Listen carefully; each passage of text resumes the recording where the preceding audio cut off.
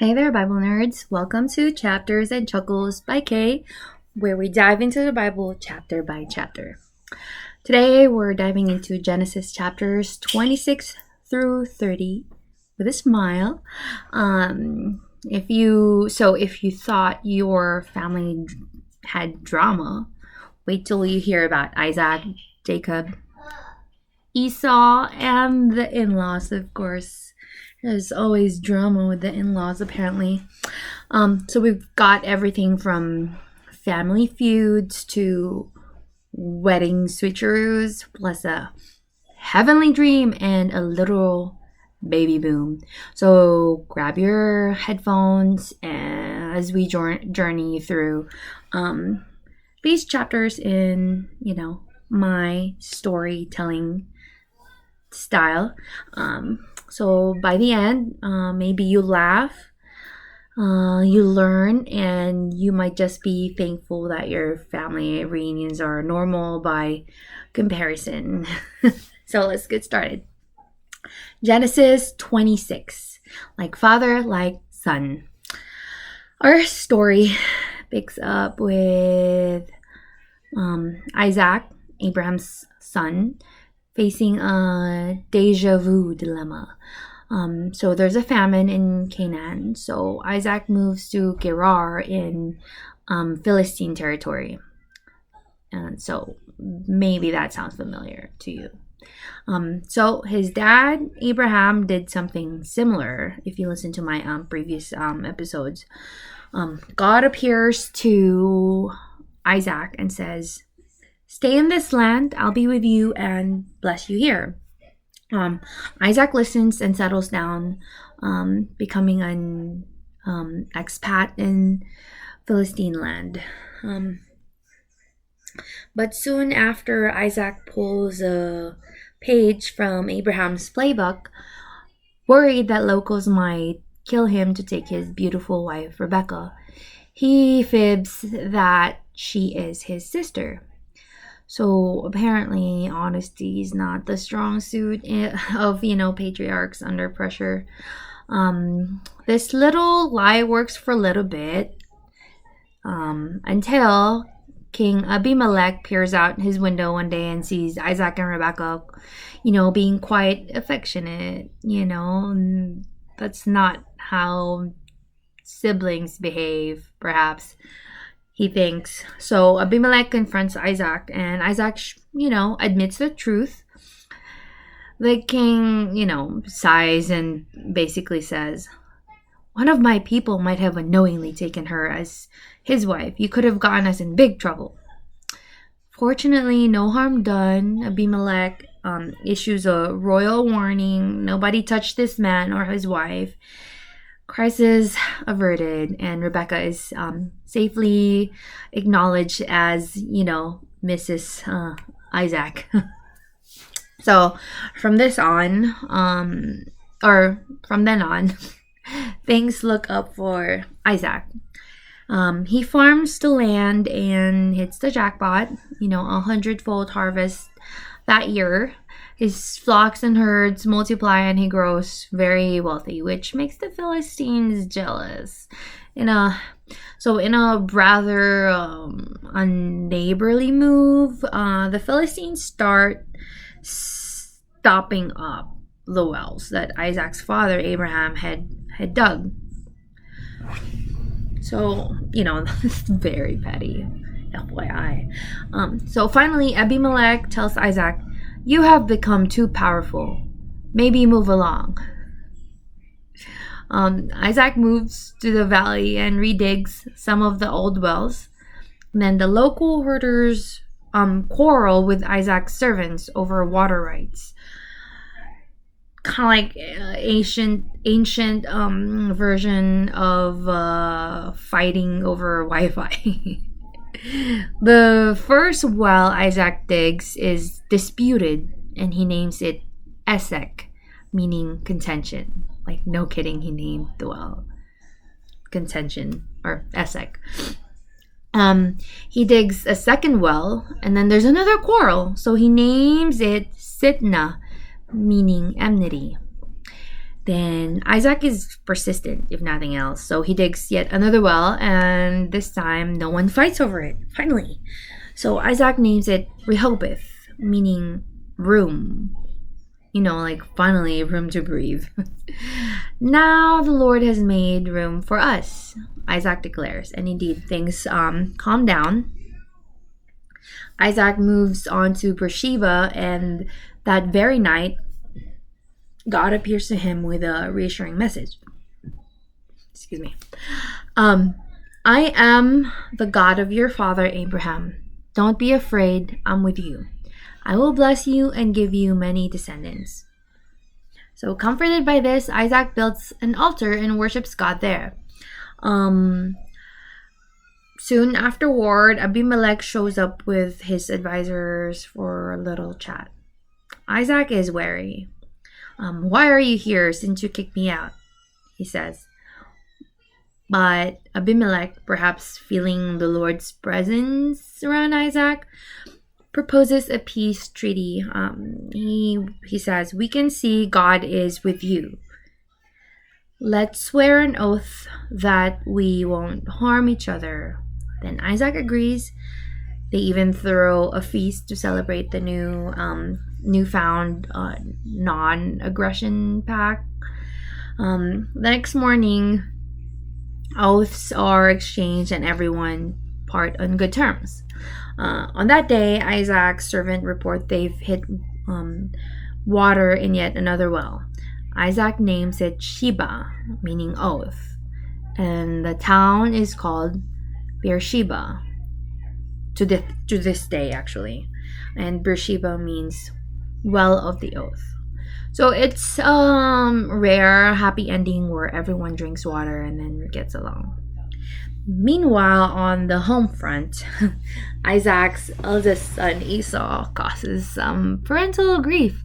At 40, Esau marries not one but two Hittite women. And surprise, Rebecca and Isaac are not thrilled with their new daughters-in-law. In fact, these marriages make life bitter for Isaac and Rebecca. Perhaps the local Hittite culture clash, or just maybe plain family tension. In-law problems are as old as time. I'm sure a lot of people have dramas with their in-laws. So fun fact corner. Isaac is unique among patriarchs because he never left the promised land. So during the famine, God told him explicitly to stay put in Canaan. Unlike Abraham, who went to Egypt, and Jacob, who will later roam, Isaac lived his whole life in one region. A homebody patriarch. This also makes him the only one whose name God never changed. Because remember, Abraham was Abram, and then Isaac later on will be called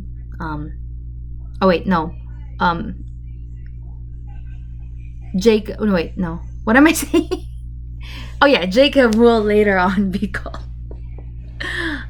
Israel. Oh my gosh. So Isaac is the only one whose name never changed. Yeah. So chapter 26 shows us that old patterns can repeat. Isaac literally repeats his father's mistake, calling his wife his sister, and faces similar troubles. But even in conflict and fear, God was with Isaac, providing him with wells and wealth and protecting his family. A takeaway here, we might stumble in the same ways our parents did, but we're not doomed to fail. With faith and a bit of peacemaking, we can break the cycle. Also, maybe don't lie about your spouse being your sibling. Honesty really is the best policy. That's it for Genesis 26. Let me just take a hydration break.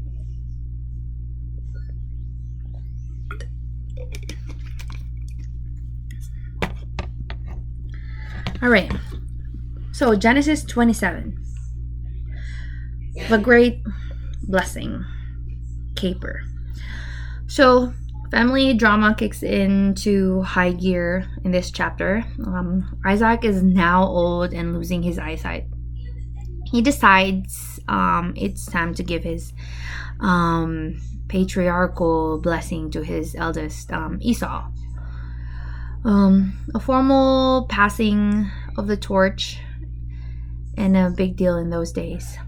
Isaac tells Esau, "Son, go hunt some wild game and prepare me that savory stew I love.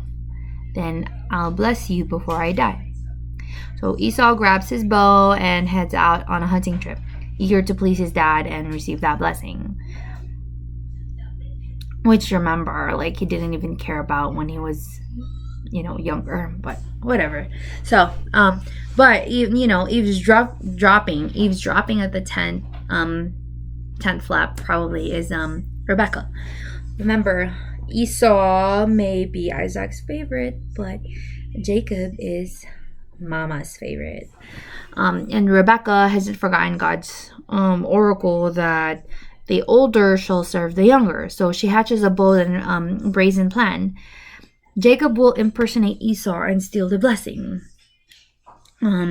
Jacob is wary, not because it's wrong, but because he might get caught. "My brother Esau is a hairy man," he protests, and I have smooth skin. What if father touches me? He'll know I'm a fraud and I'll bring a curse on myself.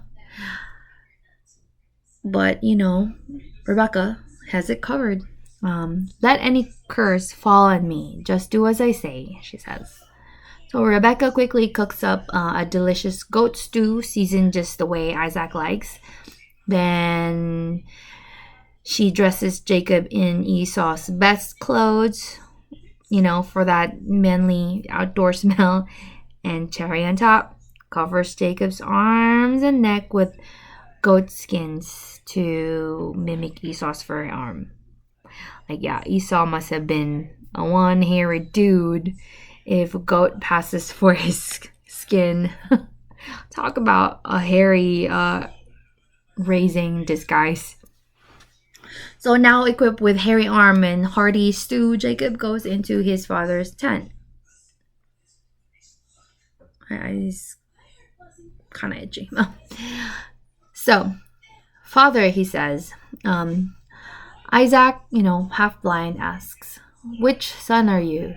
And then Jacob lies through his teeth, saying, "I am Esau, your firstborn." Isaac is suspicious at first, "How did you find game so quickly?"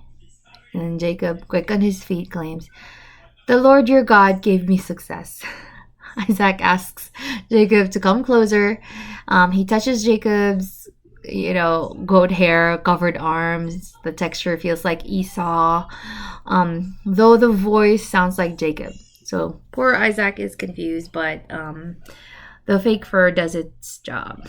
Isaac is convinced Esau is in the room, and one more reassurance and a sniff of Esau's field smelling clothes, Isaac proceeds to bless Jacob. The blessing is rich. Abundance of wine and grain, nations serving him, mastery over his brothers, and a curse on those who curse him. Jacob barely exits stage left when Esau comes from stage right, stew in hand, ready for his blessings. Cue the dramatic music. Dun dun dun. Isaac trembles violently. Who was it then that hunted game and brought it to me? I already ate and I blessed him, and indeed he will be blessed." So in that moment, both father and son realize they've been tricked. Esau lets out a bitter cry. "Bless me! Me also, father!" he says. But in the customs of that time, a spoken blessing is irrevocable. Once given, it stood. So Isaac sadly tells Esau that Jacob has taken his blessing. Indeed, like he cheated him again. So Esau weeps. Isn't he rightly named Jacob, heel grabber? He's cheated me these 2 times, took my birthright and now my blessing.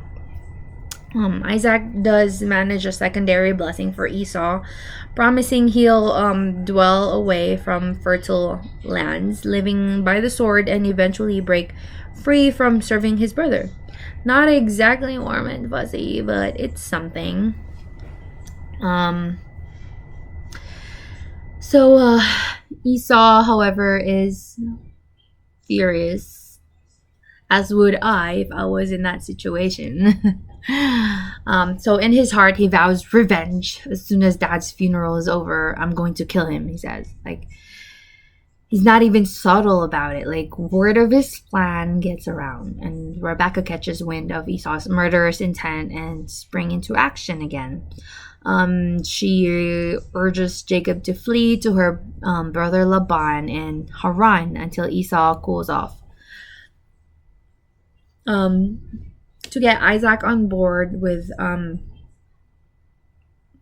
sending Jacob away, Rebecca complains dramatically about Esau's Hittite wives, saying, I'm so sick of these local women. If Jacob marries one of them, my life won't be worth living. And Isaac, wanting his remaining son to marry well, and perhaps, seeing Rebecca's point, agrees that Jacob should go marry one of their kin, Then the stage is set for Jacob's exit.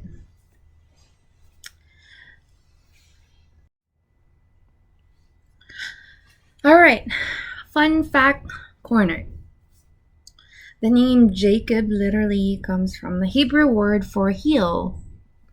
Jacob was born grabbing his twin's heel, and the name also means supplanter.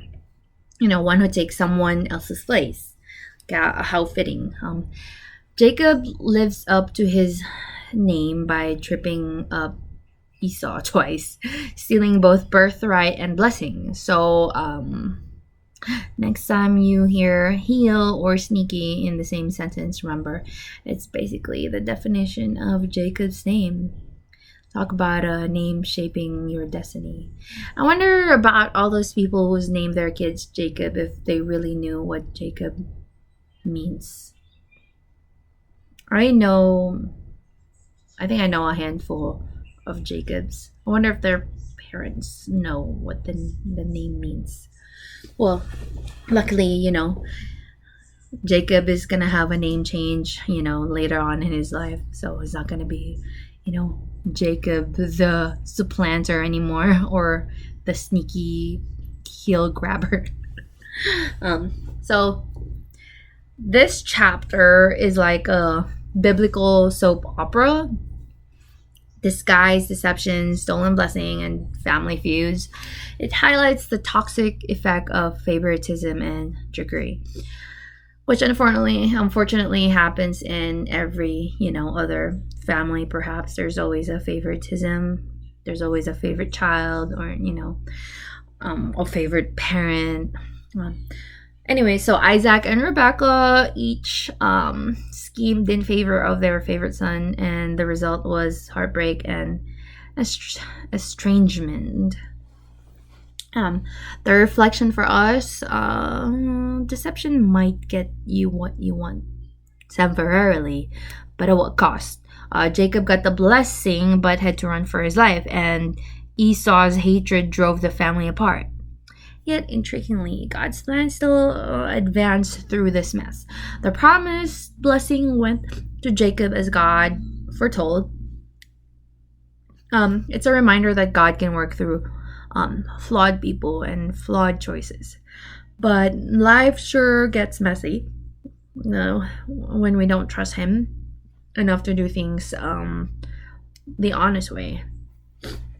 And sometimes even when we do things, honestly, it still gets messy. And again, that's just how our life is.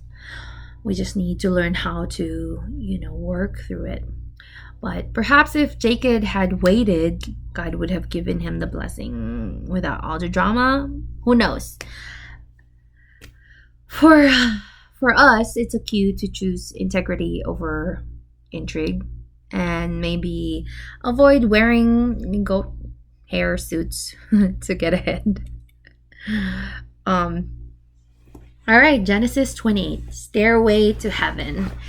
Jacob hits the road, a lone traveler fleeing fratricide and following his parents' directive to find a non-Canaanite wife. Isaac officially blesses Jacob before he leaves, passing on Abraham's covenant promise of offspring and land, and instructs him to marry one of Uncle Laban's daughters. So, off Jacob goes. So Laban is Rebecca's brother, right? So technically, he would be marrying his cousin, which is very normal at that time. Off Jacob goes, heading toward Haran in Mesopotamia, feeling likely a mix of excitement, fear, and guilt. Like check behind you for angry brothers. One night along the journey, Jacob stops to camp under the stars. With no Motel 6 in sight. He settles down with a stone for a pillow. Yeah, a rock. Like Jacob must have been hired to sleep on that. That night, he has a fantastic dream. Jacob sees a ladder or a staircase reaching from earth up to heaven, and angels of God are going up and down. It's like a celestial escalator, maybe connecting heaven and earth right where he lies. And at the top of the ladder stands the Lord himself. God speaks to Jacob, renewing the grand promise made to Abraham and Isaac. I am the Lord, the God of your father Abraham and of Isaac. The land you're lying on, I will give it to you and your offspring. Your descendants will be as numerous as the dust of the earth, spreading west, east, north, south. And through your offspring, all nations will be blessed. Know that I am with you, and I will keep you wherever you go, and will bring you back to this land. I won't leave you until I've done what I've promised. So, Jacob, the heel grabber on the run, gets a personal encounter with God Almighty. No doubt he's shaken. Jacob wakes up in awe and exclaims, "Surely the Lord is in place, and I didn't know it." Or, "Surely the Lord is in this place, and I didn't know it." He is afraid yet again, saying, "How awesome is this place? This is none other than the house of God and the gate of heaven." He takes that stone pillow and he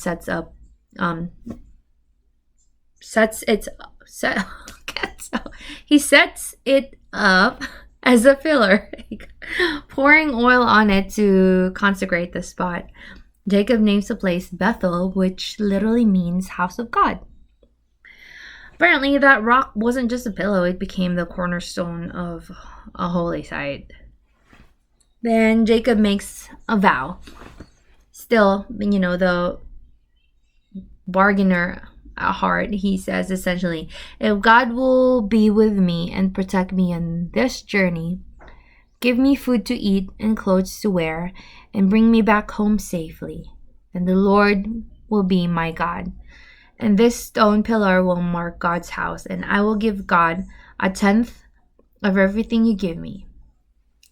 It's a bit of a conditional vow. Jacob isn't fully surrendering. He's saying, okay, God, if you'll do all that, I'm on board. I'll even, give tithing. It shows Jacob is still growing in faith, but he has at least realized that God cares for him personally, not just his father. For a man who just, days before cheated his way to a blessing, it must be humbling to have God freely promise, I am with you. So, fun fact, as I've said earlier, the name Bethel that Jacob gives the Lord is Hebrew for house of God. This wasn't a random campsite anymore. It became a sacred place. Bethel will pop up later in biblical history as a spiritual hotspot. Also, Jacob's Ladder or Stairway has inspired countless of works of art, literature, and even a classic rock song. You know, was it a rock song or one of? It's a song called Stairway to Heaven. Not to mention the phrase Jacob's Ladder itself. So all from one dream in the desert. So Jacob's encounter at Bethel is a turning point. Here is a man who left home with nothing but a staff and the weight of his misdeeds, and God meets him right there in his loneliness and uncertainty. The big lesson, no matter how low you feel or how far you've run, God can show up in your story. Jacob wasn't seeking God, he was seeking refuge. Yet God graciously gave him an unearned promise of presence and protection. It's both comforting and a bit funny that Jacob's response is to just to strike a deal. Old habits die hard. But God doesn't chide him for it. Instead, God patiently begins to transform. He'll grab her into a man of faith. Maybe you've had a Bethel moment, an unexpected sense that God is real and with you. It can happen when you least expect it. Even in the midst of running from past mistakes, Jacob's story reminds us that God's house can be anywhere, literally anywhere, even a random rock pillow in the wilderness, because God is everywhere. And he keeps his promises. All Jacob had to do was wake up and realize, I'm not alone after all.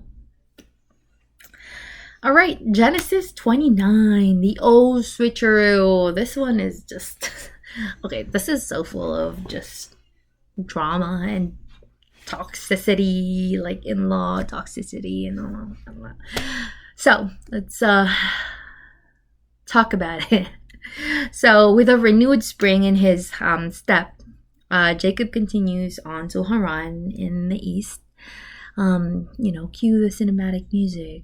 Boy travels to foreign land about to meet a girl at a well. And when Jacob arrives, he spots a well in a field with 3 flocks of sheep lying by it. There's a huge stone covering the well, and locals only remove it when all the shepherds are gathered.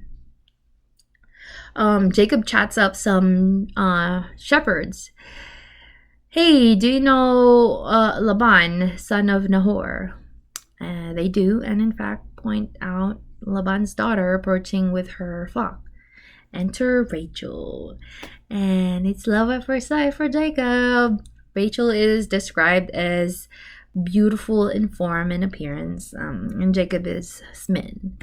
In a burst of chivalry, and perhaps to impress the pretty shepherdess, Jacob single-handedly rolls the heavy stone away from the well and waters Rachel's sheep.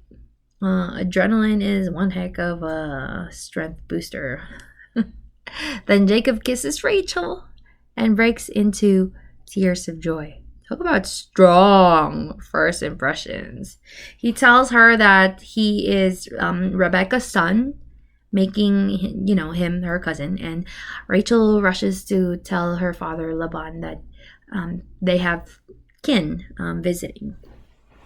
Let me just take a quick break. My allergy is killing me right now.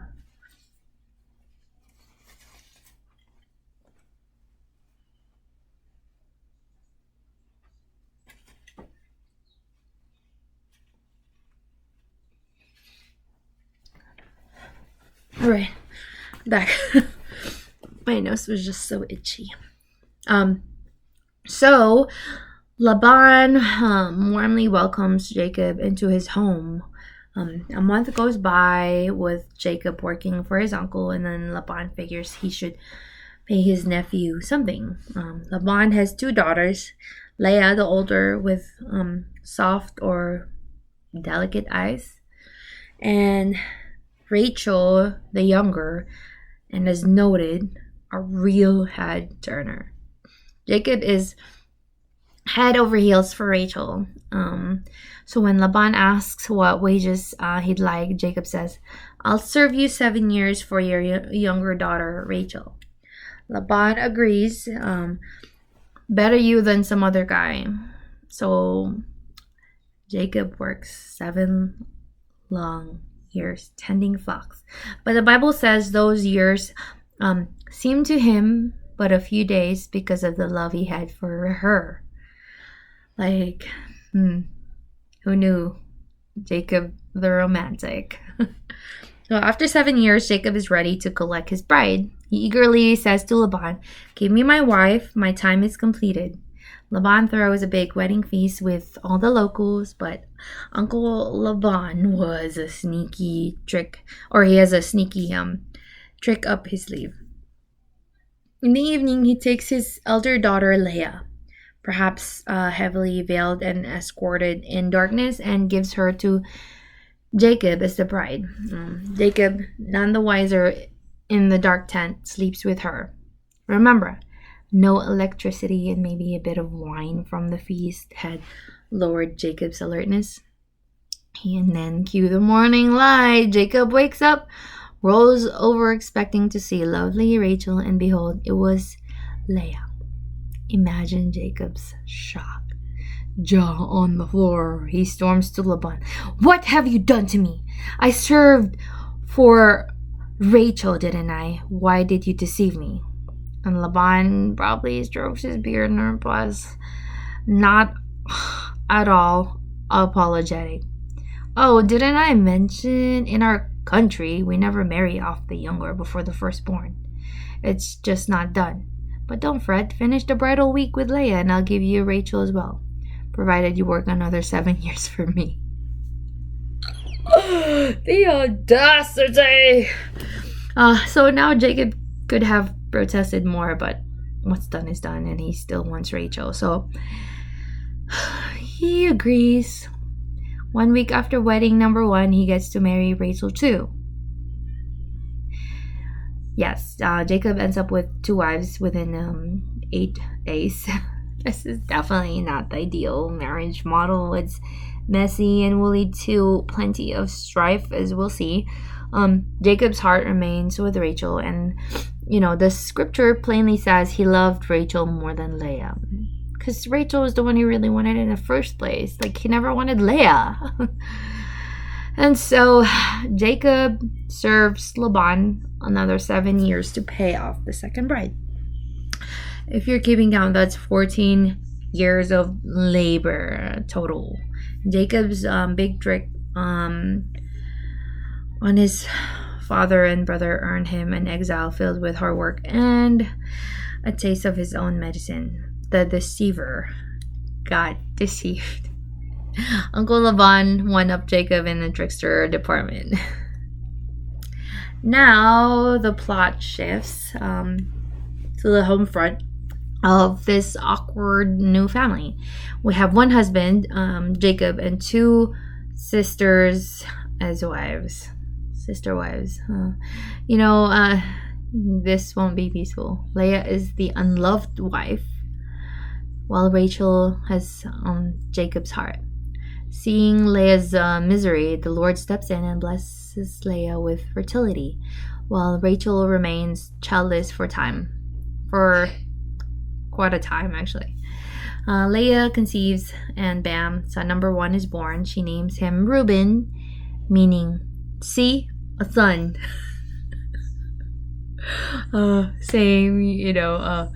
Because the Lord has looked on my affliction, surely now my husband will love me.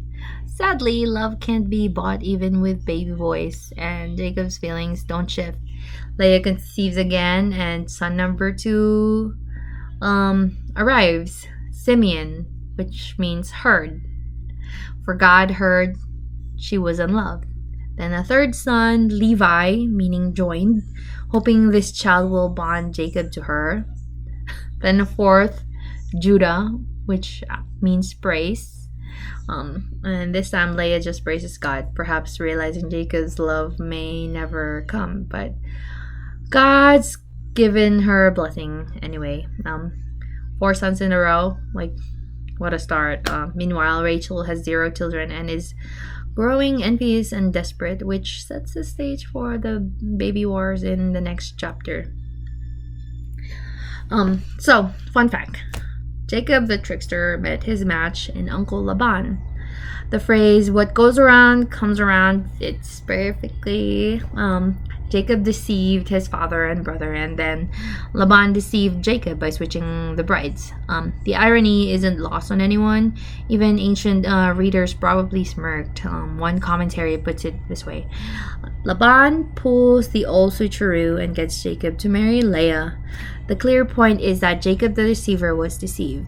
It's a classic case of poetic justice. Also, fun trivia. This is one of the earliest recorded instances of the morning after surprise. Jacob surely never forgot to check under the veil again after that. But then again, he only ever had 2 wives, I think. If I'm not mistaken.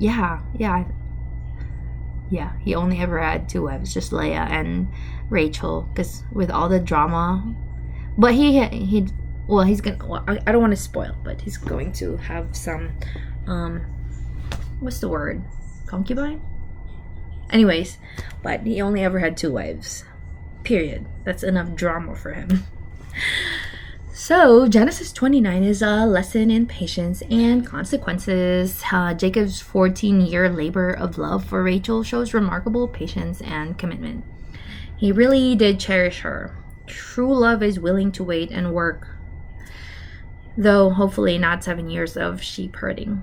On the flip side, the chapter also highlights how deception breeds more deception. Jacob experienced what it's like to be on the receiving end of a trick. One could imagine him thinking, so this is how Esau felt when I cheated him. Yeah, it's a humbling moment. For us, it's a reminder that our actions often come back around. If we've wronged someone, eventually we might find ourselves in a similar spot. Yet, even in this, tangled situation, God was at work. Through Leah's sons, he was building the family that would become the 12 tribes of Israel, and notably, Judah, Leah's son, would be the ancestor of kings. It goes to show God's grace doesn't abandon us even when we've made a mess, but life is certainly easier when we deal honestly and honorably with others, and maybe double check who you're marrying before the lights go out. Just saying. So Genesis 30, baby wars and speckled sheep. If you thought 1 wife too many was trouble, wait until you see 2 wives plus 2 concubines. Chapter 30 is a whirlwind of baby competition and clever scheming. Starts with Rachel, who remains childless, while her sister Leah has 4 strapping sons and maybe some daughters too at that point. Again, they never mention the daughters. So Rachel is feeling the pressure in that culture. Not bearing children, especially sons, was a big deal. She grows desperate and even envious of Leah. So in frustration, Rachel snaps at Jacob. Give me children or I shall die. Jacob, caught in the crossfire of the sisterly rivalry, retorts, I am in the place of God who has withheld you the fruit of the womb. In other words, don't blame me, take it up with the Almighty. But Rachel has a strategy. If she can get pregnant herself, she'll use an ancient custom to her advantage. She gives her maid, Bilhah, to Jacob as a surrogate wife. this kind of sounds like what Sarah did with Hagar back in the day. So she tells Jacob, "Go sleep with my servant so that she may bear children on my behalf." Jacob, apparently agreeable to this plan, takes Bilhah as a concubine. Let me take a break. My allergy is just killing me right now. All right, I'm back. So where was I? So, before you know it, baby number 1 for Rachel via Bilhah arrives. A son, Rachel names him Dan, saying, "God has judged me and also heard my voice." Bilhah conceives again, and baby number 2 arrives, Naphtali. Rachel proclaims, "With mighty wrestlings I have wrestled my sister, and I have prevailed." Like naming your kid wrestling to commemorate beating your sister in the baby race. This is one intense sibling rivalry. Now, for the moment, Rachel feels victorious.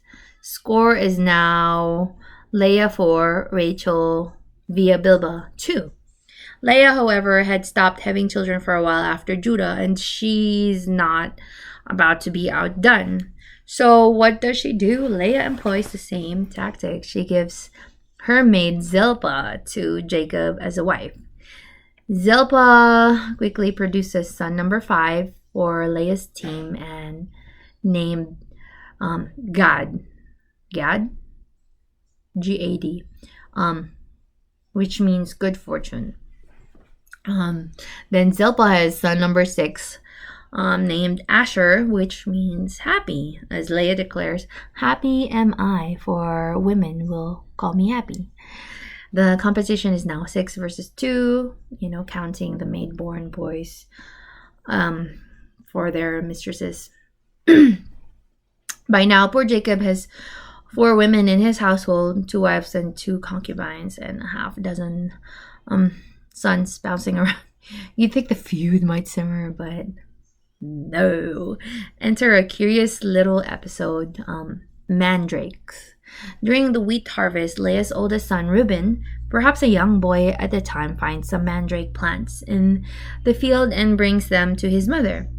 Mandrakes were believed to be aphrodisiac and fertility aids in ancient world. Basically considered a natural love potion. Rachel sees Reuben's mandrakes and her eyes light up. Maybe this could help her conceive. She asks Leah, "Please give me some of your son's mandrakes." Leah, who hasn't forgotten that Jacob's love and most nights are reserved for Rachel, snaps. "Is it a small matter that you took away from my husband? Will you take my son's mandrakes too?" Ouch. So Leah clearly feels Rachel stole Jacob's affection. Which, did she not know that Jacob wanted to marry Rachel in the first place? Anyway, Rachel, desperate for those magical mandrakes, makes a trade. "Very well, you can have Jacob tonight, and in exchange for your son's mandrakes." So yes, they literally bargain Jacob's sleeping arrangements for some plants. This family is unique, to say the least. Leah agrees. That evening, as Jacob is coming in from the field, Leah practically ambushes him. "You must come to me tonight. I have hired you with my son's mandrakes." Jacob, apparently compliant, spends the night with Leah. Lo and behold, the mandrake deal works out, but now not how Rachel intended. It's Leah who conceives from that night. She has son number 7 for her, naming him Issachar, meaning reward, saying God rewarded her for giving her maid to her husband. Interesting interpretation, from Leah. Then Leah conceives yet again and gives birth to son number 8, Zebulun, meaning honor. hoping now Jacob might honor her as a mother of 6 sons. After that, Leah also has a daughter named Dinah, finally. Although Dinah's not really going to have a good story. Yes, Bubby? Yeah? Okay. One time, please. More Can time? I say something? Hello. My name is Cody. Okay. Here you go, Baba. What do you say? Thank you. You're welcome. Can I have a snack? It's almost lunchtime. Where was I? So finally they mention a daughter, but Dinah, I don't want to spoil it, but her story is not too good. So as I've said, a rare mention of a daughter, and one who, will have her own story later on, which, I don't want to spoil. So now Leah's tallies 7 children, 6 sons and 1 daughter, while Rachel still has 2, Leah, Bilba, and 0 of her own. At long last, God remembers Rachel and hears her prayer. She finally conceives and gives birth to a son, Joseph. And if you know, you know. Rachel joyfully says, God has taken away my reproach. She names him Joseph, meaning may he add, saying, may the Lord add another son for me. For now, Joseph is the miracle baby she's waited for, ending her barrenness. And spoiler, she will eventually have one more, Benjamin, but that's for later. So the scorecard of Jacob's family at chapter's end: 11 sons: Reuben, Simeon, Levi, Judah, Dan, Naphtali, Gad, Asher, Issachar, Zebulun, and baby Joseph, and 1 daughter, Dinah. The foundation of the 12 tribes of Israel is almost complete. They're just waiting on Benjamin, and it's been a downright baby bonanza with lots of not so ideal family dynamics. As you might imagine, these half brothers and their moms aren't living in perfect harmony, but that's a story for later chapters. Anyway, they're half brothers and also technically cousins. It's so weird back in the day. Anyways, so Jacob's time with Laban is coming to a head. After Joseph's birth, Jacob is ready to head back home to Canaan. He's fulfilled his 14 years of service for Leah and Rachel, and he tells Laban, send me away to my own country. Let me take my wives and children and go. Laban, however, has benefited greatly from Jacob's expert animal husbandry. For somebody who was an indoor person, he's very good with outdoor stuff. He probably got better, through the time that he spent over there. 14 years, yeah. So Laban doesn't want to lose his golden goose nephew and son-in-law. So he says, name your wages, I'll pay you to stay. They negotiate, and Jacob comes up with a clever deal. He'll continue to tend Laban's flocks if he can keep as his own any speckled or spotted sheep and goats born from the herds. Since such markings are relatively rare in solid colored flocks, Laban quickly agrees. It sounds like a steal, in his favor. To prevent any cheating, Laban immediately separates out all the existing speckled or spotted animals and has his sons take those 3 days distance away. Jacob is left tending Laban's remaining mostly solid colored flock, with only the future multicolored offspring to be his. Now, Jacob employs an unusual breeding strategy. He takes fresh tree branches and peels white stripes in them, exposing the inner wood, and sets the striped sticks in the watering troughs where the animals mate. The belief in ancient folklore is that what the animals see while breeding can influence the appearance of their young. A bit of a sheep superstition, I guess. So lo and behold, the animals mating near the striped sticks give birth to a high ratio of striped, speckled, and spotted offspring. Oh my god, so hard to say. Jacob also makes sure only the strongest animals breed in view of the sticks, and if weaker animals are breeding, he doesn't bother just with the sticks. So their offspring, being Laban's, will likely be plain and weak. Over time, this strategy yields Jacob a robust flock of patterned sheep and goats, while Laban's flocks are more feeble.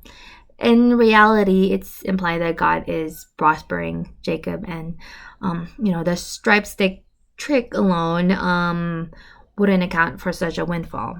Jacob later credits God for it. But either way, Jacob's plan works. He accumulates great wealth, not just many sheep and goats, but also servants, camels, and donkeys. The once empty-handed fugitive is now a wealthy caravan owner, and Laban is starting to realize he has been outsmarted by the confrontation. That confrontation comes in the next episode. So let's just wait for that.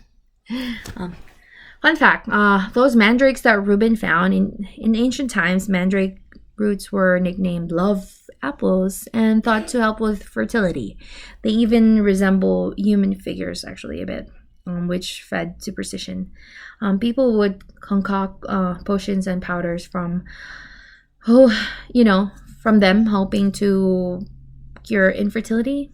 In our story, both Rachel and Leah put faith in the mandrake's power, but ironically, the one who gave away the mandrake ended up conceiving, while Rachel did not. At least not then. It's a subtle hint in the text that God, not folk magic, is in control of the womb. And a fun side note, mandrakes also appear in Harry Potter, the screaming plants in herbology class, though I doubt Reuben's mandrakes screamed when he picked them. In any case, the mandrake episode shows us that even Bible characters dabble in home remedies and old wives' tale when desperate. So, chapter 30 is a study in human scheming versus divine blessing. We see Rachel and Leah essentially treating children as scorecards in a competition for love and honor. It's painful. Two sisters locked in rivalry, using servants and superstitions to one-up each other. Like, jealousy can really wreck relationships. Yet in the middle of this, God is graciously building the family he promised to Abraham. The future tribes of Israel are being born, even though the process is messy and flawed, to say the least. What can we learn? First, envy and comparison steal joy. Rachel and Leah couldn't rejoice in their blessing because they were too busy competing. That's a trap we can fall into as well when we constantly measure our life against someone else's. We miss the good things we do have. Second, this chapter reminds us that while we might use all sorts of scheming to get ahead or get what we want, ultimately, lasting blessing comes from God. Jacob tried a weird breeding trick with his sticks, but later he admits it was God who made him prosper. Rachel tried mandrakes and proxy motherhood. In the end, it was God remembering her that opened her womb. It doesn't mean we sit back and do nothing, but it does mean we recognize God's hand in the deciding factor. And lastly, there's a message about family. This is not the model to emulate.